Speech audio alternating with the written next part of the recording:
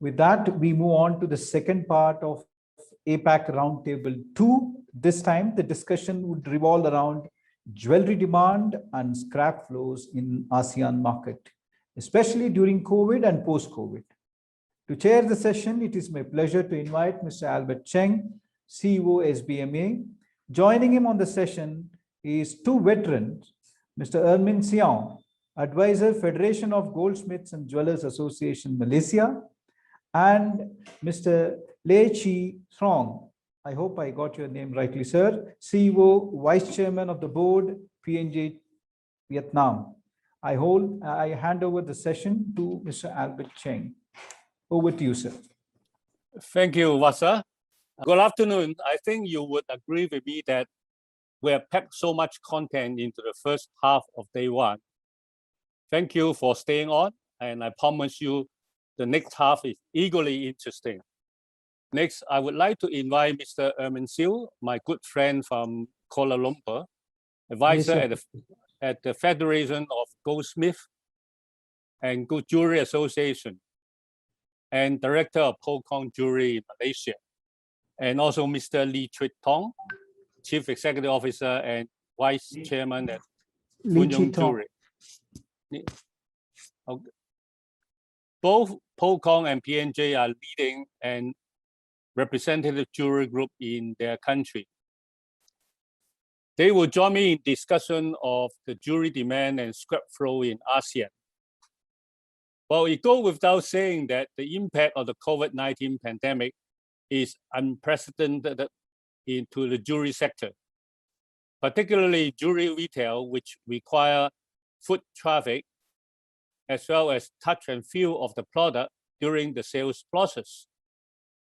The closing down of shopping mall, restriction on social gathering, and even lockdown are detrimental to the survival of the business.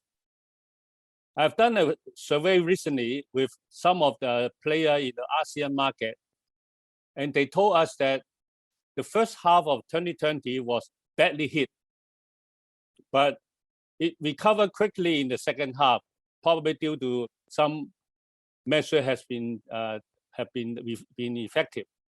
A brief sign of getting back to 2019 level. The 2021 looked promising, but was dampened recently by the hype in COVID cases, first in India, then ASEAN region again. Today we are very tight on timing, so I would like to first ask Ermin and then Mr. Tong to give us some update on the jewelry demand situation and scrap flow in their country in the past 18 months before we start our Q&A session. May I ask Mr. Ermin Siu to update us on what's happening in Malaysia recently? Ermin? Okay, thank you, Mr. Albert. First and foremost, I must compliment SBMA for organizing this Zoom conference in such a difficult situation. Back to Malaysia, we actually started quite well at the beginning of pandemic in the early 2020. We took the preactive step of actually imposing the first lockdown, what we call here MCO, Movement Control Order, in March 18 till May the 4th. During this time, all business is almost closed except all those very essential services. So all the jewelry stores, all the manufacturers close shops actually. And when we reopen in May, the 5th actually, we actually expect a slowdown and maybe some panic selling from the consumers, because that is when the price of gold was actually quite high, almost the historical high of 2,000 plus USD per ounce. But surprisingly, the retail business actually not that bad. We didn't see any panic selling. And most of the retail store actually registered very good sales, some as good as 50%, and some even claim double. Of course, there are some reasons for this brisk sales. And this so-called boom in sales actually lasts until maybe November 2020. Can I have the next slide? And the reason for this brisk retail sales point out to maybe the two very good reasons. One is the government subsidies and aids. Actually, until June this year, the government has actually forked out almost 380 billion ringgit in terms of loan moratorium, cash payments, wage subsidies program, utilities discount, microcredit working capital, and relief and recovery facilities for small and medium enterprises. So there's actually quite a lot of liquidity in the market, especially the loan moratorium actually lasts for 6 months. And coupled with the drop in gold price from May 2020, about 2,000 plus to April this year, almost about 1,006, which actually encourage people to go into the gold shop and do some buying. That's where we actually enjoy quite a good sales. In fact, if you look at the two listed company in Malaysia, both Pokong and Tome, they actually announced a very good profit. We have to talk a little bit about export for Malaysia whenever more than what we consume locally. But unlike the retail sales domestically, the export actually was quite badly hit. From the figures that we get, the export actually dropped almost 70% compared to the previous 2019. In terms of tonnage, it's about 32 metric ton in 2019 to about 13.5 metric ton in 2020. This is of course due to the restriction in overseas travel. And another reason is also because of the boom in the domestic sales. A lot of these manufacturer exporters actually switched the market, switched to local markets. Can I have the next slide? Talking about scrap, like as I mentioned earlier, there's actually no significant sellback of scraps during this the whole of 2020. The local market for scrap is estimated to be about 15 metric ton a year. And they are actually almost consumed locally, very minimal export. And of course, the sources of scraps, we have almost 4,000 plus of retail outlets spreading throughout the whole Malaysia. And beside the retail outlets, we also have about 1,000 over Aurano pawn shops. This is the Sharia compliant pawn shops, which some are operated by banks, some are operated by some corporation. And we have another 800 plus of traditional Chinese pawn shops. These are the sources of scraps for Malaysian markets. I would like to welcome question from the floor or from Albert later on. So I will finish my presentation here. Thank you. Thank you, Amin. Thank you, Albert. Thank you. May I ask Mr. Tong to also give us some update on Vietnam, which I have an opportunity to look at the annual report result, and it was actually a fantastic year last year. So maybe Mr. Tong, you can tell us why you can keep the company going even during this pandemic time. Thank you, Albert, and thank you, Armin, for sharing the information about the market in Malaysia. Vietnam market, unfortunately, is not on that direction. We have a different story to tell. Please come into the next slide. Yes, this is what newspaper. I just quote some what on the public newspaper during Q2 last year. People raised a question about whether the jewelry and gold industry coming to the sunset. They have a lot of question last year, by this time of last year, about more than thousands, I think nearly 2,000 retailers. Actually, they do not continue their certificate. Normally, they have to renew the license every year to comply with the SBV State Bank of Vietnam regulation. But last year, they did not renew. And about 100 of producers, small producers, actually, they are in kind of frozen. That's the reason why they also, they did not renew their license of production last year. And that's the reason why you can see that the public raised a question whether this industry coming to the sunset day. And actually, next slide, please. If you look at the number, this is the number because the market in Vietnam, we don't have the official statistic. This is what we estimate from P&J and also from other colleagues in the industry. You can see that we're starting the year with quite a good growth, about 20%. But suddenly from February and March, when Vietnam also going through the social distance and then lockdown during March, April, and until early May, and you see the sharp decline of the year-on-year growth, very sharp, about 60%. And then things getting better for P&J starting from May, but not for the whole industry. Actually, then we are hit by the second wave of COVID in late June, July. And that's the reason why the market only recovered by the end of the Q4 last year. And the total retail consumption, not only the gold market, is shrinking dramatically. And the jewelry market is shrinking even faster because at that time, people will worry about the financial crisis. And also some of the small and medium enterprise, they have a shortage of their liquidity. That's the reason why they use the jewelry and sell it back. And it makes the situation even worse for retailers. They have a double problem to solve. On one end, they drop in sales dramatically. On the other end, they have to prepare enough liquidity to deal with the selling back of the jewelry, of the used jewelry. And this is the picture that we see what happened last year. We starting from the first, we see some problem, and then the whole market frozen. And until Q3, we had to overcome with a lot of difficulties.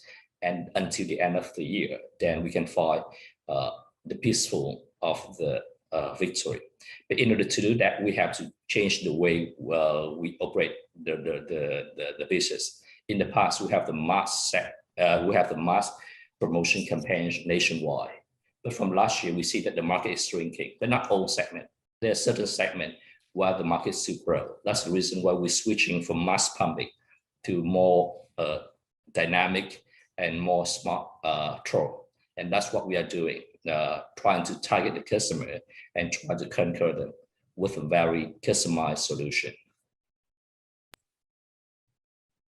Mr. Tong, I guess the last slide showed to us that you have to be more customized, which I think the whole of the jewelry sector is trying to do, is to try to match with this getting more sophisticated customer, and also the customer base is getting young, and they are more savvy in the digital assets. So in terms of P&J, I mean, have you a strategy to deal with this changing audience, and do you have a digital strategy for doing that? Yes, we do. And actually, that's what makes us different. You can see the total market is going down, but we still grow positive. And last year, we grew more than 20% and pretty much rely on our digital transformation. During the COVID time, the whole market is shrinking, but we also find that the certain group of customers is still having the purchasing power. They do not traveling out, so they still have disposable income to spend on jewelry, to spend on diamond.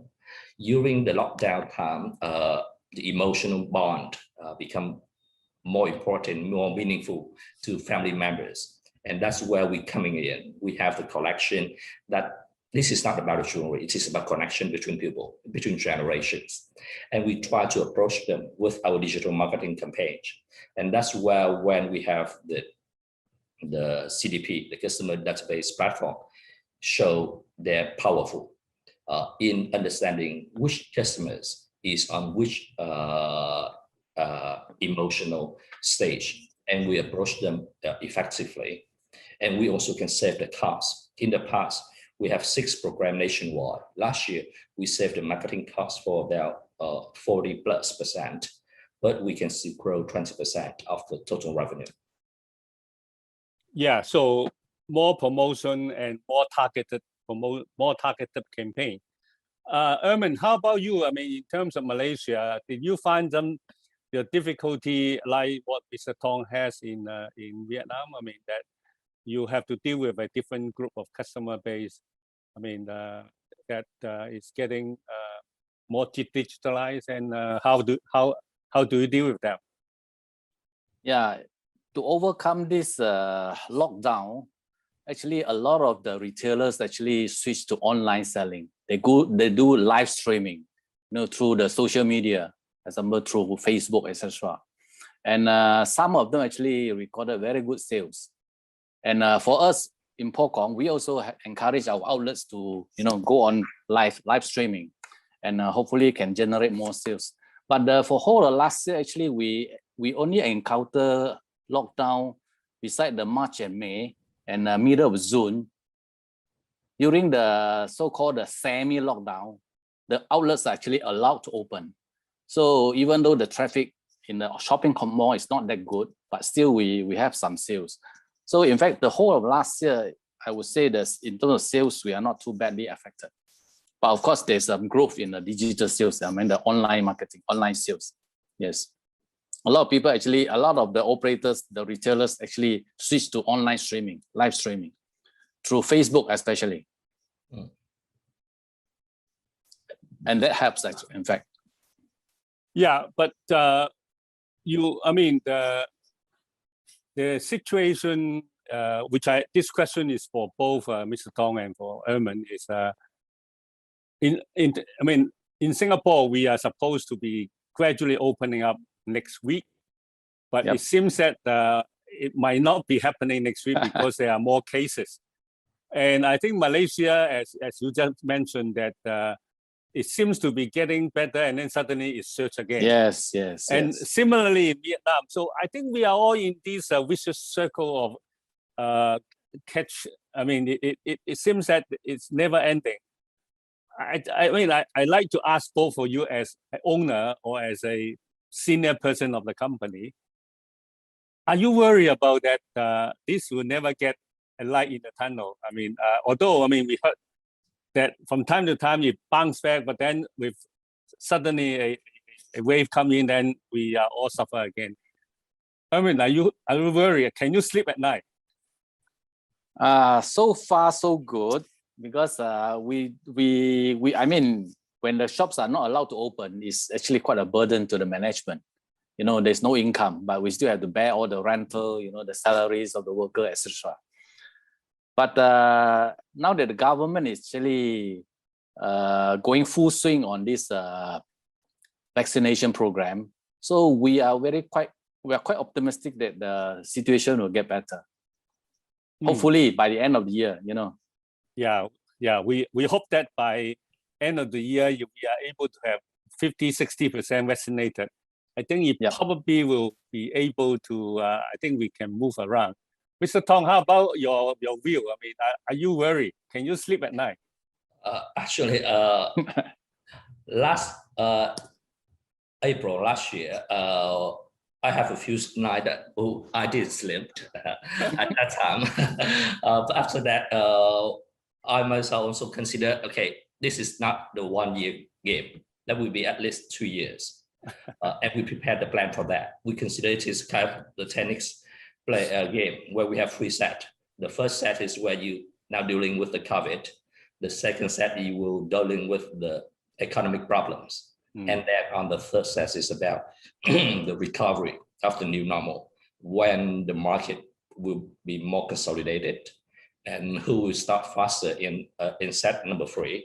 And that's what we prepare on that way. We try to adapt.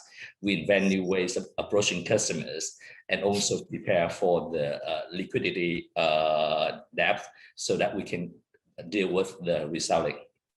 Yeah, so, always think positive. I mean, like P&J, I mean, Vietnam is a very, I mean, I follow Vietnam market for many years. And Vietnam is a very, very special market that it benefits a company like yourself. You are actually the leading brand there. And the second and the third is far away. And you actually is a household name in Vietnam. And I'm sure a lot of overseas competitor would like to come in and share your market.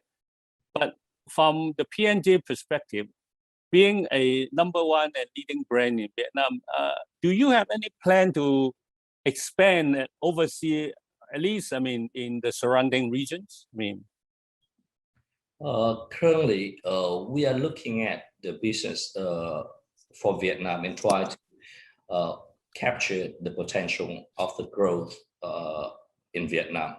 That is the high 2-digit growth, and that's where we are focused.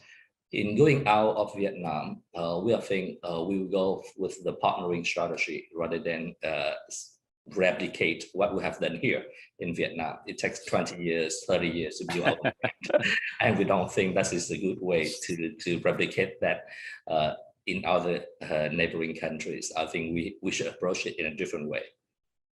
True. I mean, tomorrow we have Chow Tai Fook, the managing director, Mr. Ken Wong, will be also speaking. I myself follow both markets very closely, and I see that the P&J model and the Chow Tai Fook model has a lot of similarity. And I also have spoken with them in a few occasions that they also looking at China with the double-digit growth, and it's still growing. Sometimes they will ask themselves that Chow Tai Fook is so successful in China, but the growth is still there. So I will continue to develop China and forget about other markets. That's why we see Chow Tai Fook is very slow in expanding overseas. Tomorrow we will ask him what is their overseas expansion plan.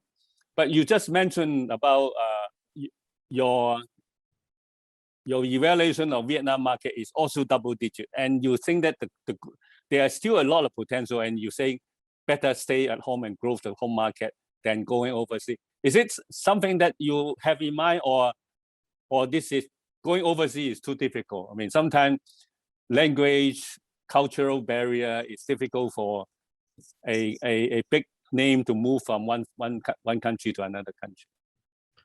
That's what I share with you. I don't think the way we replicate what the success formula that what we have here in Vietnam can be replicable in the other market quickly. We're also looking at the international market, but we think we should approach it in a social and digital pathway rather than traditional retail store. I see. I think since it's a new era, new normal, I think we should think about how to approach it instead of using the traditional way. I see your point. Last question I'd like to ask both of you as well is, we just heard some very insightful presentation from a government official from Indonesia about their intention to let the market open up further. And naturally, they will be following some kind of example. And also there are a lot of business opportunity that presented in the country. I mean, Malaysia has a lot in common with Indonesia in terms of language, culture, but Malaysia is much more open in comparison to Indonesia. Having heard about Dr. Eddie's presentation, do you think that you have something to offer to the Indonesian counterpart in Indonesia when they are developing and opening up their market further? I think to develop the Go business in a country, I think and encourage foreigners coming in. The barrier, the main barrier is actually the taxes, either the import duty or whatever you call it. Unlike most of the ASEAN countries, in fact, Malaysia is the most open one as far as jewelry, gold and jewelry industry is concerned. We are almost like a duty-free zone. Anybody can come in with gold, bullion, with jewelry, with diamond, gems, no problem. It's duty-free. So the government actually in terms of treating this industry, they are very business-friendly in that way. I think among ASEAN countries, Indonesia is the most closed one as far as I'm aware. So I think maybe they should look at, I don't say maybe Malaysia, but at least they can look at Singapore, which beside the GST is open, just like in Hong Kong. So with all the taxes, you know, our type of industry is very valuable. Whatever tax you impose, you will dampen the growth. That's my opinion. Yeah. Yeah, with the interaction that we have with the Indonesian government and also the stakeholder, the first thing that we have communicated with them is follow Malaysia, follow Singapore. These are the markets which are most open. And if there is anything that you can learn, go learn from your counterparty in Singapore and Malaysia. So I think you will expect some visitor from them going forward. And I think, yeah, please. And for Mr. Tong, I mean, Vietnam has come through a 20 years of development from a very restricted market to a relatively more open market. And now in some part of it is restricted again. So I think there is a lot of exchange and communication between different countries, different the market player. So I think the SBMA will play a role in connecting people and facilitating the more clear, transparent market to develop. And with that, I'd like to thank both Hermin and Mr. Tong for participating in this panel. And I shall pass this panel back to Wasa. Thank you. Thank you so much. Thank you, sir. Like, you know, the session was indeed very interesting in that it presented two contrasting cases. One, that of Malaysia, and the other one of Vietnam. Good to hear that organized players are still innovating and growing the market even in these tough times. Future at this point in time looks little dicey because of on and off the second wave, third wave, etc. So that's quite a lot of insight, and we hope things will get well very soon for all of us. I thank Mr. Erwin Sion and Mr. Lei Shi Trong for their presentation and insight into the respective markets. Special thanks to Mr. Albert Cheng, CEO SBMA, for chairing the session. Thank you very much, sir. Thank you.